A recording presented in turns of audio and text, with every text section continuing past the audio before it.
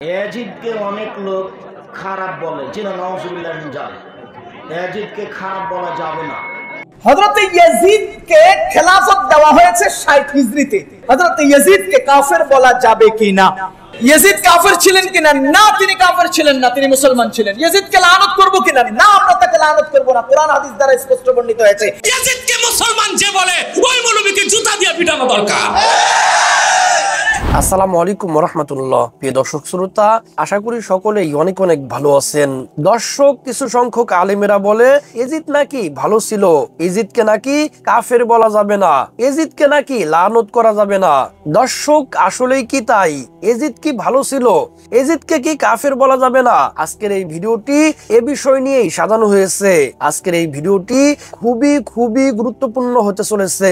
এই ভিডিওটি প্রত্যেকটি মুসলিম ভাই এবং বোনদের অবশ্যই দেখা উচিত। তাই বলছি, ভিডিওটি কেউ এড়িয়ে যাবেন না। তো দর্শক, এই ভিডিওতে আমরা যারা ইয়াজিদকে ভালো বলে তাদের মতামত শুনবো এবং যারা ইয়াজিদকে কাফের বলে তাদেরও মতামত আমরা শুনবো। এই উভয় দলের মধ্য থেকে যাদের মতামত সহিহ কুরআন হাদিস এবং দলিল ভিত্তিক মনে হবে, সেটি আপনারা আপনাদের বিবেক দিয়ে গ্রহণ করবেন। তো দর্শক, চলুন বিস্তারিত আলেমদের মুখ থেকে শুনে আসি। আমার প্রশ্ন হচ্ছে যে ইয়াজিদের ব্যাপারে আমাদের আকীদা কি হবে? ইয়াজিদ নাকি হুসাইন রাদিয়াল্লাহু আনহু হত্যার আদেশ দেয়নি, কিন্তু পরবর্তীতে ইয়াজিদ হত্যাকারীদের বিচারও করেনি, সেক্ষেত্রে কি ইয়াজিদ কাফের হয়ে যাবে? আচ্ছা, কেউ যদি খুন করে তাহলে কি কাফের হয়ে যায় নাকি? না, খুন করা কাবিরা গুনাহ, সে ফাসিক গুনাহগার হয়, কিন্তু কাফের হয় না। খুনিদের বিচার কেউ যদি না করে তো কাফের হয়ে যায় নাকি? তা তো কাফের হয় না, সে গুনাহগার হয়। হ্যাঁ, সে গুনাহর বোঝা বহন করবে। আপনার এই প্রশ্নের পরিপ্রেক্ষিতে বললাম। সুতরাং এই যে ইয়াজিদকে কাফের বলা, এটা বিদাতিরা কাফের বলে। কোনো কাবিরা গুনাহর জন্য কাফের হয় না যতক্ষণ পর্যন্ত এমন বড় অন্যায় না করবে যাতে ঈমান ভঙ্গ হয়ে যায়, ইসলাম ভঙ্গ হয়ে যায়। শিরক অথবা কুফর, সেহের, এই রকমের যেসব ঈমান ভঙ্গকারী প্রসিদ্ধ 10টি বিষয় রয়েছে, সে সম্পর্কে আলোচনাগুলি পড়ে নেবেন অথবা শুনে নেবেন সহিহ আকীদার আলেমদের কাছ থেকে। আশা করি আপনার ঈমান ঠিক হবে। তারপরে মনে রাখবেন যে ইয়াজিদ সম্পর্কে আমাদেরকে জানতে হবে জরুরি নাই। এটা কোনো আমাদের আকীদার বিষয় নয় যে ইয়াজিদকে জাহান্নামে পাঠাইতে হবে অথবা জান্নাতে পাঠাইতে হবে। আল্লাহ রাব্বুল আলামিন তার আমল হিসেবে তার সাথে আচরণ করবেন। ইয়াজিদ একজন শাসক, যার নেক আমলও রয়েছে, তার খারাপ আমলও রয়েছে। সুতরাং তার সাথে আফজা ইলা মা কাদ্দামা, তিনি যা করেছেন তার সেখানে তার বদলায় তিনি পৌঁছে গেছেন। জি, সুতরাং তার সম্পর্কে আমরা ভালো কিছু বলার প্রয়োজন করে না, জরুরি নয় কিছু। আর তার সম্পর্কে আমাদেরকে মন্দ বলতে হবে, গালমন্দ করতে হবে, এটাও আচরণ নয়। বরং লা তাসুবুল আমওয়াত, মৃতদেরকে তোমরা গালমন্দ করিও না। ফাইন্নাহুম কাদ আফদাউ ইলা মা কাদ্দামু, যা কিছু করেছে সেখানে পৌঁছে গেছে। ইয়াজিদকে অনেক লোক খারাপ বলে, যেন নাউজুবিল্লাহ মিন যালিক। ইয়াজিদকে খারাপ বলা যাবে না। হোসাইনকে হত্যা করার পিছনে ইয়াজিদের হাত ছিল, এই কথা বলা যাবে না। মুহররমের 10 তারিখের সাথে কারবালার মাঠে হোসাইন রাদিয়াল্লাহু তাআলা আনহুর শহীদ হওয়ার কোনো সম্পর্ক নেই। ওবায়দুল্লাহ বিন জিয়াদের আদেশক্রমে শিমারের হাতে ইয়াজিদ ইবনে মুআবিয়া রাদিয়াল্লাহু তাআলা আনহুর রাজত্বতে ইরাকের মাটিতে কারবালার মাঠে নির্মমভাবে হোসাইন রাদিয়াল্লাহু তাআলা আনহু যে শহীদ হয়েছিলেন, যে ইতিহাস কিয়ামত পর্যন্ত থাকবে, যে ইতিহাস সমাজে শতকরা 80% থেকে 90%ই মিথ্যা হিসাবে ছড়িয়ে আছে। যারা মিথ্যা হিসাবে ছড়িয়েছে তার একজন হচ্ছেন বিষাদ সিন্ধুর লেখক। আমার বুঝ অনুপাতে তার শতকরা 70% কথাই মিথ্যা, আমি যেভাবে তদন্ত করেছি। সম্মানিত দিনী ভাই বোন, এই শিয়াদের মুহররমের 10 তারিখের এই ডুবি তবলা, গান বাজনা, বাদ্যযন্ত্রের মাধ্যমে হোসেনের শহীদকে সমর্থন জানানো বা তার জন্য দুঃখ বেদনা প্রকাশ করা, এইগুলি নেহায়াত অন্যায়। এরকম অন্যায় কাজকে, ন্যাক্কারজনক, নোংরা, হারাম, নাজায়েজ কাজকে ইসলাম কখনো সমর্থন করে না।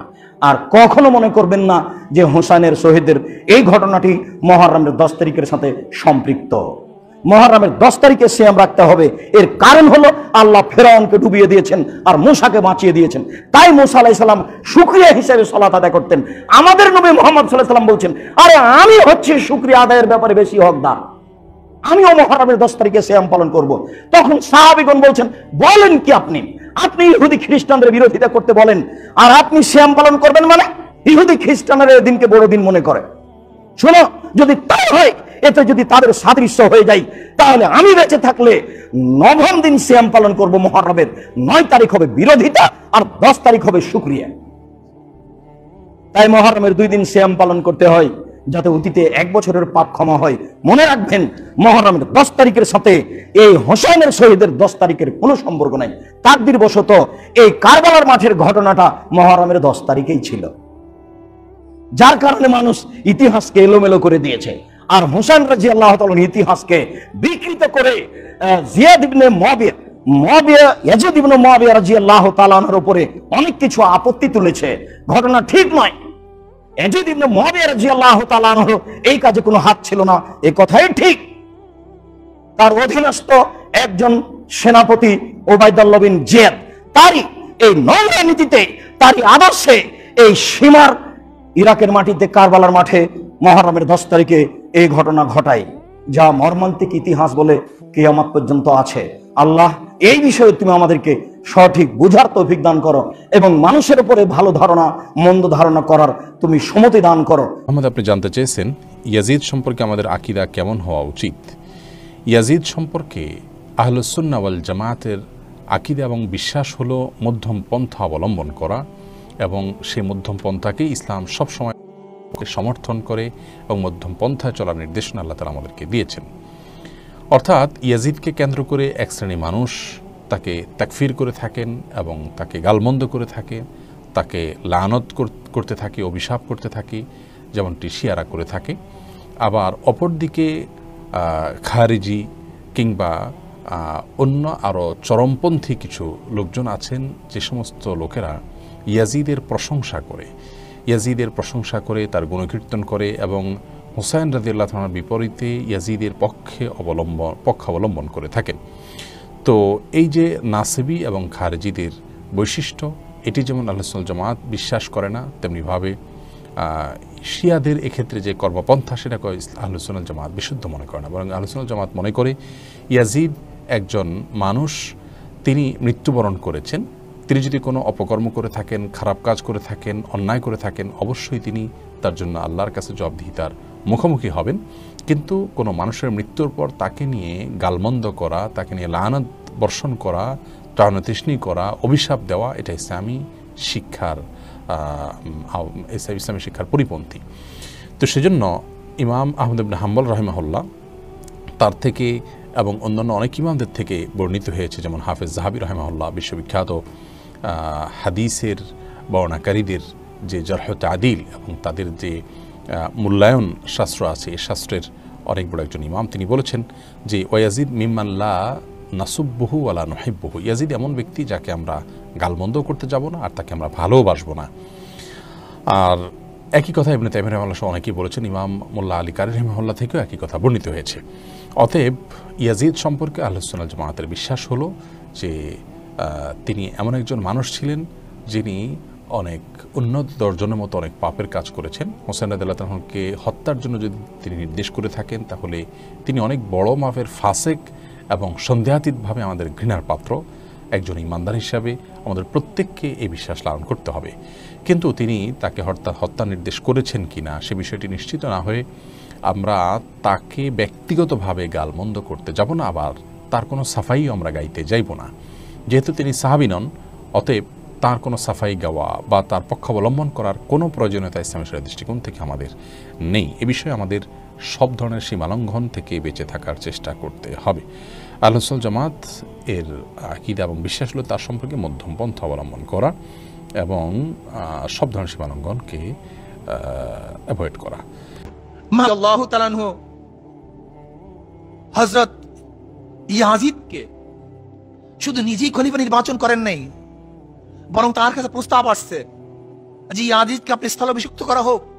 এর বহুবিধ কারণ আছে, কারণ ইসলামী জগতে বহুত রক্তপাত হয়েছে এই খেলাফতকে কেন্দ্র করে। তিনি চান নাই দ্বিতীয় কোনো রক্তপাত হোক, তাকে প্রস্তাব দিয়েছে অনেকেই। হযরত মুআবিয়া রাদিয়াল্লাহু প্রস্তাবকে গ্রহণ করেছেন।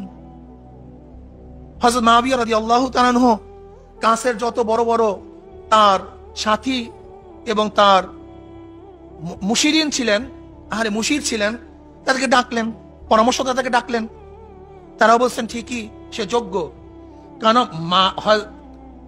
ইয়াজিদের তো এই 10 তারিখের মহরমের 10 তারিখের 61 হিজরির এই 10 তারিখের ঘটনার আগে তো ইয়াজিদের ব্যাপারে কোনো কিলুকাল ছিল না।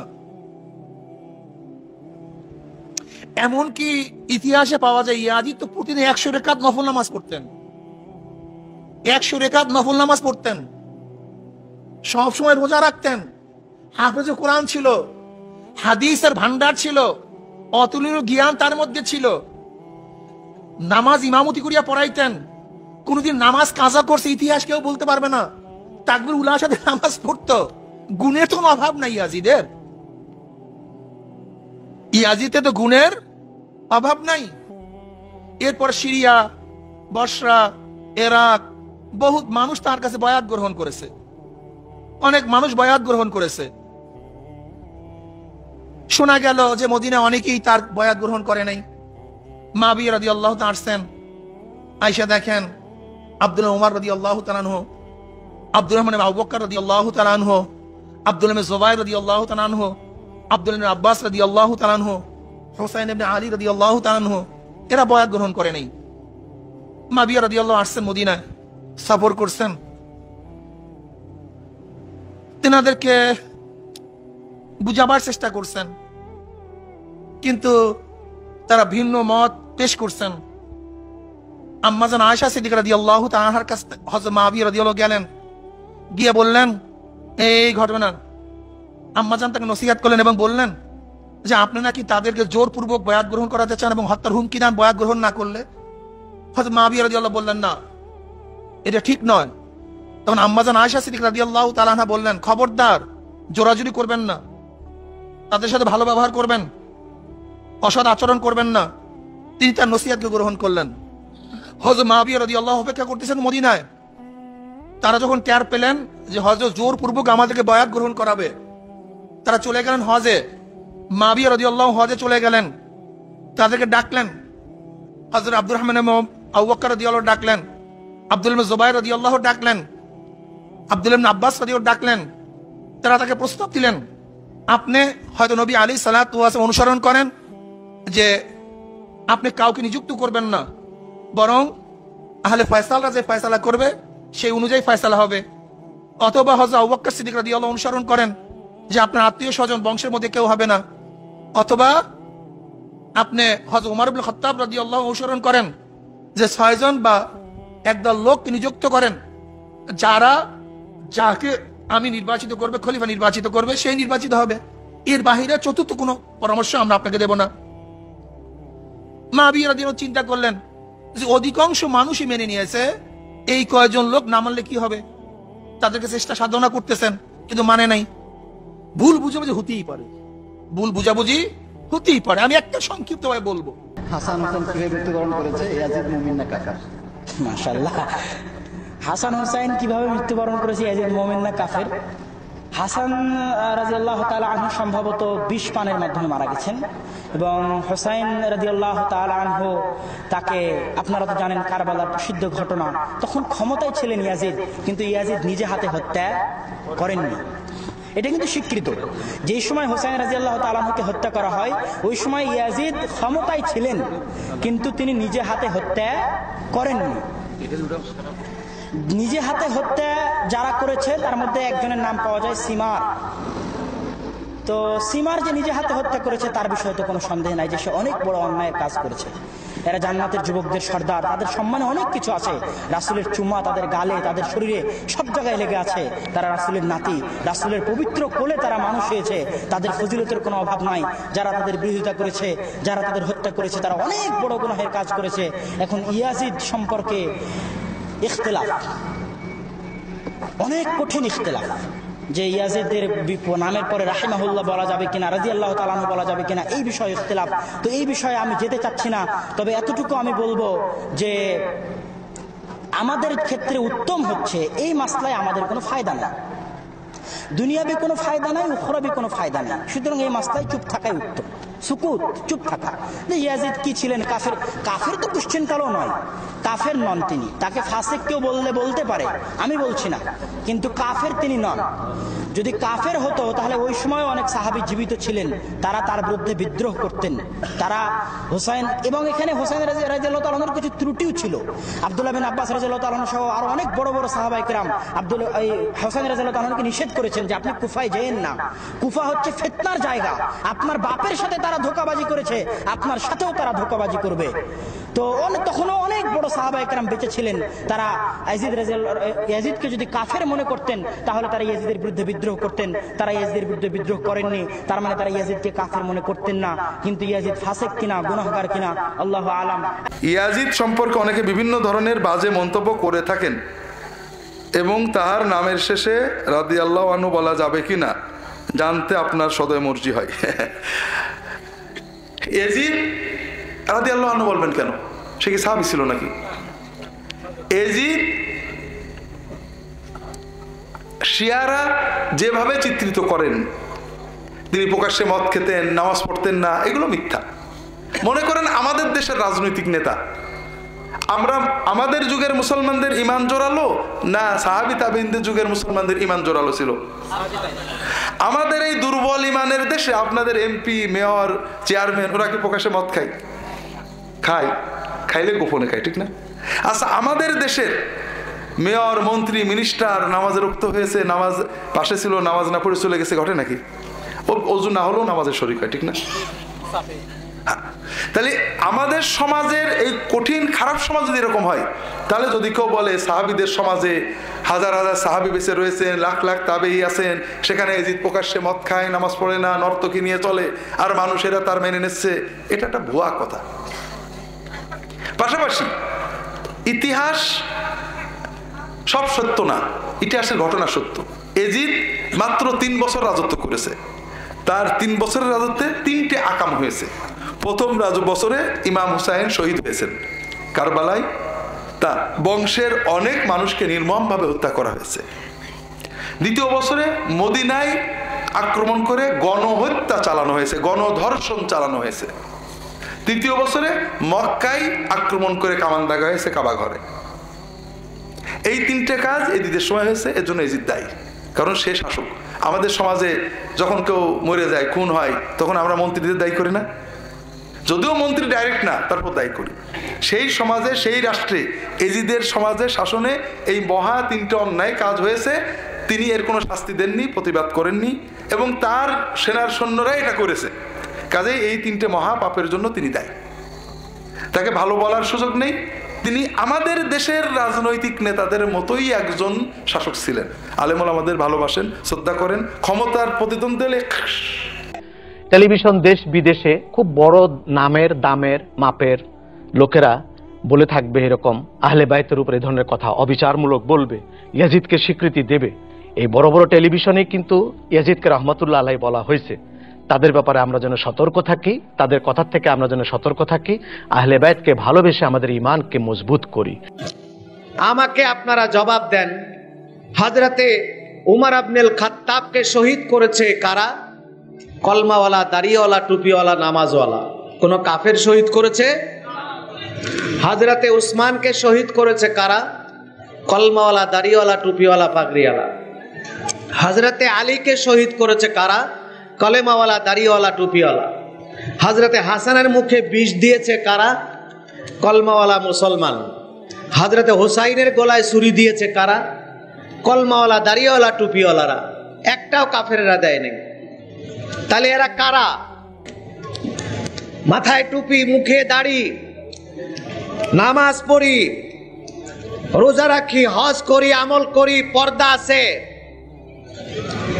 কিন্তু ইশকে রাসূল নাই। এই দলটার সঙ্গে আমরা নাই। এটা ইয়াজিদের দল। এটা কার দল? ইয়াজিদের উস্তাদ ছিল ইহুদি, ইয়াজিদের অ্যাডভাইজার, রাষ্ট্রীয় অ্যাডভাইজার ছিল ইহুদি। ইবনে সালুল যারা, তাদের দলেরা, মুহাম্মদ ইবনে আব্দুল ওয়াহাবের দলেরা। মুহাম্মদ ইবনে আব্দুল ওয়াহাব সে বলেছে রাসূলুল্লাহর ওসিলা দিয়ে দোয়া করা শিরক, রাসূলুল্লাহর কবর জিয়ারতের উদ্দেশ্যে যাওয়া হারাম। এই দলটার সঙ্গে আমরা নাই। এটা ইয়াজিদের দল। এটা কার দল? নামাজ আছে, রোজা আছে, হজ আছে, দাড়ি আছে, টুপি আছে, পর্দা আছে, যাকাত আছে, তার সঙ্গে আছে আমার রসুলের প্রেম আছে।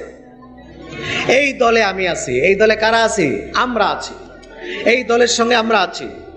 পরিষ্কার কথা। লোকেরা বলে হুজুর কন্ট্রাডিকশন লাগাই দিলে, আমরা কোন দলে যাব? যেই দলে আলেম আছে, এলেম আছে, আমল আছে এবং ইশকে রসুল আছে, আপনারা সেই দলে থাকবেন। এটা আবু বকরের দল, এটা উসমানের দল, এটা আলীর দল, এটা হুসাইনের দল। আমরা তো চাই যে আল্লাহ তাদেরকে হেদায়েত করুক, আমাদের চেয়ে বড় আশেক তারা হোক, এটাই চাই আমরা। আমরা তো এটা চাই না যে গজব দিয়ে বাইরে ভালো, লাভ কি তাতে? আমরা চাই তারা আমাদের চেয়ে বড় আশেক হোক। কিন্তু মুনাফিক কোনোদিন হেদায়েত হয় না। কোনো জীবনে কোনো মুনাফিকের ইতিহাস নাই যে মুনাফিক হেদায়েত হয়ে কলেমা পড়ছে। পাইবেন একটা? দেখাইতে পারেন না। কাফের মুসলমান হয়ে কলেমা পড়ছে, কিন্তু হিন্দু মুসলমান হয়েছে, কিন্তু মুনাফিক মুসলমান হয় নাই। মুস্তাকিম নামে একজন ভাই জানতে চেয়েছেন, মুসলমানের সাথে মুসলমানের যুদ্ধ করা যদি নাজায়েজ হয়, তাহলে ইমাম হুসাইন রাদিয়াল্লাহু তাআলা আনহু ইয়াজিদের বিরুদ্ধে যুদ্ধ করলেন কিভাবে? ইমাম হুসাইন তো যুদ্ধ করেনি ভাই, যুদ্ধ করেছে ইয়াজিদ। তার সৈন্যরা ইয়াজিদের নির্দেশনায়। ইমাম হুসাইন তো যুদ্ধ করেননি, বরং তিনি বলেছেন যে আমি ফিরে যেতে চাই। এবং শেষতক ইমাম হুসাইন যখন শাহাদাত বরণ করেন, তখনও তিনি হাতে তলোয়ার নেন নাই, বরং উনার তাবুতে এসে তার আক্রমণ করেছে। তাবুর ভিতরে যারা ছিল তাদেরকে হত্যা করেছে। ইমাম হুসাইন তাবুর বাহিরে নির্বাক নয়নে তাকিয়েছিলেন, করছেটা কি? তখন তারা ওনাকে তীর মেরেছে। তারপরে তীরবিদ্ধ অবস্থায় তিনি পানি পান করার জন্য কোলে ওনার ছেলেকে নিয়ে ফোরাতের কুলে গিয়েছিলেন। পানি পান করতে নেমেছিলেন, তখন আবার তীর মেরেছে। পরে ওনাকে তারা হত্যা করেছে। ওনার শরীর থেকে তার মস্তিষ্ককে আলাদা করেছে। উনি যুদ্ধ করেননি। কারবালার ময়দানে আপনারা যদি থাকতেন, ইয়াজিদের পক্ষে দাঁড়াইতেন না আওলাদের রাসূল ইমাম হুসাইনের পক্ষে দাঁড়াইতেন? আমার নবীর নাতির পক্ষে কে দাঁড়াইতেন? একটু হাত উঠান। আল্লাহু আকবার। হাত নামা। দাদু, সেই লোক মসজিদে নববীতে ঘোড়া, উট, গাধা, দুম্বা এগুলি বেঁধে রেখেছে নবীর মসজিদে পেশাব পায়খানা করাইবার জন্য, যেই লোকের হুকুমে হাজার হাজার সাহাবীকে শহীদ করা হয়েছে, যেই লোকের হুকুমে সাহাবীদের স্ত্রীগণ, সাহাবীদের মেয়েদেরকে দর্শন করা হয়েছে, সেই ইয়াজিদ, সেই ইয়াজিদ, সেই ইয়াজিদকে যারা রাহমাতুল্লাহ আলাইহি বলবে, আমি মনে করি এই যুগের ইয়াজিদ হলো সে। এদেরকে চিহ্নিত করতে হবে, তারা সুন্নি না। এদেরকে নিয়ে সুন্নিয়তের ঐক্য করলে বিপদ হইব, সুন্নিদের মধ্যে ভেজাল লাগবে। আহমদ বিন হাম্বল তো কাফের বলছেন, 27 জন মুজতাহিদ এজিদকে কাফের বলছে। কতজন? ওই এজিদ রেজে রাদিয়াল্লাহু আনহু বলল এটা ইমাম হোসেনের শত্রু, এজিদের বংশধর। এখন এইরকম এজিদের বংশধরের পিছে নামাজ পড়বেন কিনা ওটা তোমাদের কপাল বুঝবে। ইয়াজিদকে মুসলমান যে বলে ওই মৌলবীকে জুতা দিয়ে পিটানো দরকার। কোন মুসলমান এজিদের দালালি করতে পারে না। ওই পাগল ছাগল বক্তার পক্ষে তো একটাও দলিল নাই। আমি তো এতগুলো দলিল দিলাম।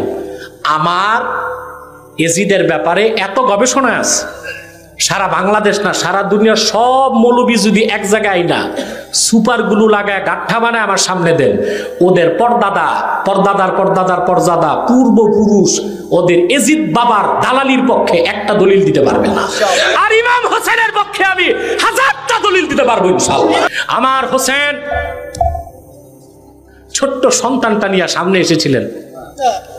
এজিদের সৈন্যরা আমারে পানি দিস না, এই ইরাকের ইহুদি খ্রিস্টান ফোরাতের পানি খায়, তোরা বাধা দিস না। জঙ্গলের পশুগুলো পানি পান করছে, তোরা বাধা দিচ্ছিস না, আমাকে পানি দিস না। আমার এই বাচ্চাটার মুখে একটু পানি দিয়ে দে। ইবনে কাসির আল বেদায়াতে লিখেন, ইজদের সৈন্যদের পক্ষ থেকে একটি বিষাক্ত তীর আসলো। সেই তীর হযরত আলী আকবরের সিনার এক পাশ থেকে আরেক পাশ চলে গেল, রক্তে রঞ্জিত হয়ে গেল। ইমাম হোসেন মৃত সন্তানটা তার বোনের কাছে নিয়ে বললেন, জয়নব, আমি তারে পানি দিতে পারি নাই। ওনার মাথা মোবারক সেদির মধ্যে রেখে উবাইদুল্লাহ বিন জিয়াদ দামেশকে পাঠালো। কোথায়? ইমামে হোসেনের মস্তক মাঝখানে, চারপাশে আহলে বাইতের আরো 18টা মাথা। ইয়াজিদ ডাকলো দামেস্কের বড় বড় মানুষকে, ডেকে কুখ্যাত ইয়াজিদ, ওর নামটা নিলে আমার মনে হয় এত ঘৃণা আসে তার উপর, সে ইমামে হুসাইনের সামনের 2 দাঁতে ছড়ি দিয়া গুতা দিচ্ছে। রাসূলুল্লাহর এক সাহাবী দাঁড়ায় বলেন, ইয়াজিদ তো সবকিছু মানতে পারলাম, এটা পারলাম না, আমি বহুবার দেখেছি প্রিয় রাসূল হোসেনের এই দাঁতে চাটতেন, আর ওখানে কিনা তুই ছড়ি দিয়ে অবমাননা করছিস। ওই সাহাবীকে ইয়াজিদের নির্দেশে হত্যা করা হয়েছে। ইয়াজিদ জড়িত না? কথা বলেন, জড়িত কিনা? ইমাম হোসেনের হত্যায় ইয়াজিদের সমর্থন ছিল কিনা? ইমাম হোসেনের নূরময় চেহারায় ছড়ি মেরে আহলে বাইতের সাথে বেয়াদবি করেছে কিনা? সে জিদ কিভাবে মুসলমান হয়? এই এক ভাই ইয়াজিদের কুফরের ব্যাপারে জিজ্ঞেস করেছে। আমার মনে হয় এই বিষয়ে আমি অনেক আগে, গত পরশু বা 2-3 দিন আগে লাইভের অনুষ্ঠানেও কথাগুলা বলেছি। ইয়াজিদের কুফরের ব্যাপারে 2টি মতামত পাওয়া যায়। একটি মতামত হচ্ছে তাকফিরের, আর একটি মতামত হচ্ছে তাফসীকের। ইয়াজিদ যে ঘৃণ্য, অপছন্দ, নির্মম, খারাপ, এই ব্যাপারে তো কারো কোনো সন্দেহ নাই। ইয়াজিদ ঘৃণ্য জিনিস, কিন্তু ইসলামী শরীয়তের মধ্যে লান তান করার জন্য, অর্থাৎ অভিসম্পাত করার জন্য এবং কুফর বলার জন্য কিছু মৌলিক বিষয় প্রয়োজন হয়, কিছু প্রিন্সিপলস আছে, যেই প্রিন্সিপলস গুলা আইম্মাই উম্মত সেট করেছেন কোরআন এবং হাদিসের আলোকে। সেই প্রিন্সিপলস গুলা যতক্ষণ পর্যন্ত ফুলফিল না হয় ততক্ষণ পর্যন্ত হুকুম আরোপ করা সম্ভব হয় না। সেই হেতু আইম্মাই কেরামের মধ্যে, যেমন ইমামে আজম আবু হানিফা রাদিয়াল্লাহু তাআলা আনহু কুফর বলেন নাই, তাকফির করেন নাই এই কারণে যে আমাদের মাযহাব মতে, আমাদের আহলে সুন্নাত ওয়াল জামাতের আকীদা হচ্ছে কবিরা গুনাহ কেউ করলে, কবিরা গুনাহকারী কখনো কাফের হয় না, দ্বীন থেকে খারিজ হয়ে যায় না কবিরা গুনাহকারী। তো ইমামে হুসাইন রাদিয়াল্লাহু তাআলা আনহুকে হত্যা করা একটা কবিরা গুনাহ। সেই কবিরা গুনার কারণে ইমামে আজম আবু হানিফা রাদিয়াল্লাহু তাআলা আনহু যেই প্রিন্সিপলের কারণে কাফের ফতোয়া দেয় নাই, সেটা এই প্রিন্সিপল যে যেহেতু এটা গুনাহে কবিরা, তো গুনাহে কবিরার কারণে, কারণ শুধুমাত্র আম্বিয়ায়ে কেরামকে হত্যা করা কুফর, আম্বিয়ায়ে কেরাম ছাড়া কারো হত্যা কুফর না, সেই হেতু এখানে কুফরের ফতোয়া আসে নাই। কিন্তু আমাদের ইমাম আহমদ ইবনে হাম্বল রাদিয়াল্লাহু তাআলা আনহু সহ অসংখ্য আইম্মা মুহাদ্দিসিন এটাকে কুফর বলেছেন শরীয়তের অন্যান্য দলিল আদিল্লার উপর ভিত্তি করে। আমরা এই বিষয়ে ইমাম আহমদ ইবনে হাম্বল রাদিয়াল্লাহু তাআলা আনহুকে অনুসরণ করি এবং ইয়াজিদকে লাঈন, ফাসিক, কাফের মনে করি। কাজেই এই হচ্ছে মৌলিক কথা। এদিদের দালাল আছে না নাই? দালাল সাইজ করে বললাম দূরে দালাল কই, এজিদের নাকি কোনো দোষ নাই। যারা বলে এজিদের কোনো দোষ নাই, এরা নিশ্চয়ই এজিদের খালাতো ভাই। এক বেচারা আমারে কইছে এজিদে তো দুঃখ প্রকাশ করছে ঘটনার পরে। আরে বাবা, ঘটনার পরে দুঃখ প্রকাশ করছে এটা তুমি বুঝো না, এটা বাউতাবাজদের বাউতাবাজি। কথা বলেন ঠিক কিনা? বরং কারবালার ঘটনা ঘটার পরে এজিদে নিজের মুখে বলছে, আমরা আমাদের পূর্বপুরুষদের প্রতিশোধ নিয়েছি হুসাইনদের শহীদ করে। যেই বেচারা বলে আবু জাহেলের পক্ষ থেকে আমরা প্রতিশোধ নিয়েছি, সেই এজিদ কখনো ইমানদার মুমিন হতে পারে না। কথা বলেন ঠিক কিনা? এজিদের দালালি করে। আমি একজনরে বলছিলাম, ঠিক আছে, এজিদের যদি কোনো দোষ না থাকে তাইলে তোমার সন্তানের নাম রাখবা এজিদ। এজিদ সন্তানের নাম এজিদ রাখে না, এজিদের পক্ষে ইহুদি খ্রিস্টানের টাকা খাইয়া সাফাই গাই। এজিদের নাম নিজের সন্তানের নাম রাখে না। কেন রাখে না? এজিদ 1450 বছর আগে থেকে এজিদ যে দুষ্ট চক্রান্তকারী, আর এজিদ যে মদ্যপায়ী, এজিদ যে বিয়াদব, এজিদ যে নাফরমান, এজিদ যে কাফের, এজিদ যে লানত, এজিদ যে জানাখোর, এজিদ যে মদ্যপায়ী, এটা 1450 বছর আগে থেকে মানুষের জেনে জেনে এই পর্যন্ত এসেছে বলেই এজিদ যে দোষী তা জানে বলেই কাহার নাম এজিদ রাখে না। কথা বলেন ঠিক কিনা? কিয়ামত পর্যন্ত হুসাইন নাম হবে অনেক, কিন্তু এজিদের নাম খুঁজে পাবে না, সীমার নাম খুঁজে পাবে না, আবু জাহেল নাম খুঁজে পাবে না। নমরুদ নাম খুঁজে পাবে না, আবু লাহাব নাম খুঁজে পাবে না। যুগে যুগে নাফরমানদেরকে মানুষ শুধু ঘৃণাই করে না, বরং নিজের বাস্তব জীবনেও তার প্রতিফলন ঘটায়। কথা বলেন ঠিক কিনা? সম্মানিত দর্শক শ্রোতা, আশা করি পুরো ভিডিওটি দেখেছেন এবং আলেমরা কি বলেছে আপনারা বুঝতে পেরেছেন। এই আলেমদের মধ্য থেকে যাদের মতামত সহিহ কুরআন হাদিস এবং দলিল ভিত্তিক মনে হবে সেটি আপনারা আপনাদের বিবেক দিয়ে গ্রহণ করবেন। তো দর্শক, কোন কোন আলেমের মতামত আপনাদের কাছে সহিহ এবং সঠিক মনে হয়েছে আপনাদের মন্তব্য অবশ্যই কমেন্ট সেকশনে জানিয়ে দিবেন। ভিডিওটি এ পর্যন্তই। ভিডিওটি ভালো লাগলে লাইক এবং শেয়ার করে দিয়েন। আর হ্যাঁ, নিত্য নতুন ইসলামিক ভিডিও পেতে চ্যানেলটি সাবস্ক্রাইব করতে ভুলবেন না। ভালো থাকুন, সুস্থ থাকুন, এই দোয়া রইল। বেঁচে থাকলে দেখা হবে পরের ভিডিওতে। আল্লাহ হাফেজ।